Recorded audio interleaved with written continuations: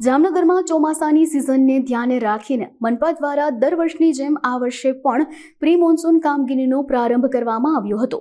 શહેરમાં વરસાદી પાણીનો યોગ્ય સંગ્રહ અને જાવક સુનિશ્ચિત થાય તે હેતુથી પાલિકા તંત્ર દ્વારા 50 લાખ રૂપિયાનું વિશિષ્ટ બજેટ ફાળવવામાં આવ્યું છે। મનપા દ્વારા સમગ્ર શહેરને 9 ઝોનમાં વિભાજિત કરીને દરેક ઝોન માટે અલગ અલગ ટીમો બનાવી આપવામાં આવી છે। આ ટીમો મુખ્યત્વે નદીઓ, નાળા, ડ્રેનેજ લાઇનો અને રોડ સાઇડ ગટર જેવી જગ્યાઓ પર સફાઈ કામગીરી કરશે। ખાસ કરીને આવા સ્થળોએ વરસાદી પાણી ભરાઈ જવાનું જોખમ રહે છે, જેને ધ્યાનમાં રાખી કામગીરી શરૂ કરવામાં આવી છે। નાગરિકોને પણ અપીલ કરવામાં આવી છે કે તેઓ પ્લાસ્ટિક ખુલ્લામાં ના ફેંકે અને મહાનગરપાલિકાને સહકાર આપે।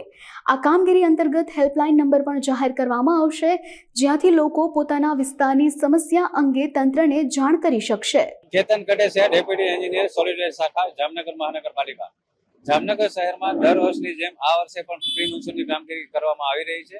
જામનગર શહેરની તમામ કેનાલો જે છે એને 9 ભાગમાં વહેંચી અને 9 પાર્ટનું આખું ટેન્ડર બહાર પાડવામાં આવેલ હતું અને એમાં 9 એજન્સીઓ નિમણૂક કરવામાં આવેલ છે।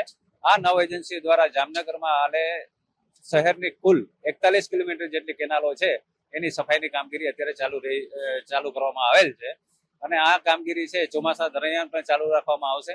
આ કામગીરીમાં સોલિડ વેસ્ટ શાખા દ્વારા તમામ પાર્ટમાં એટલે કે 9 ભાગમાં દરેક એક એન્જિનિયરની નિમણૂક કરવામાં આવેલી છે અને આ એન્જિનિયરની સુપરવિઝન હેઠળ આ કામગીરી અત્યારે થઈ રહી છે। આ કામગીરીનો કુલ ખર્ચ છે 48 લાખ જેવો થવા જશે અને ચોમાસા દરમિયાન પણ આ કામગીરી આપણી ચાલુ રહેશે।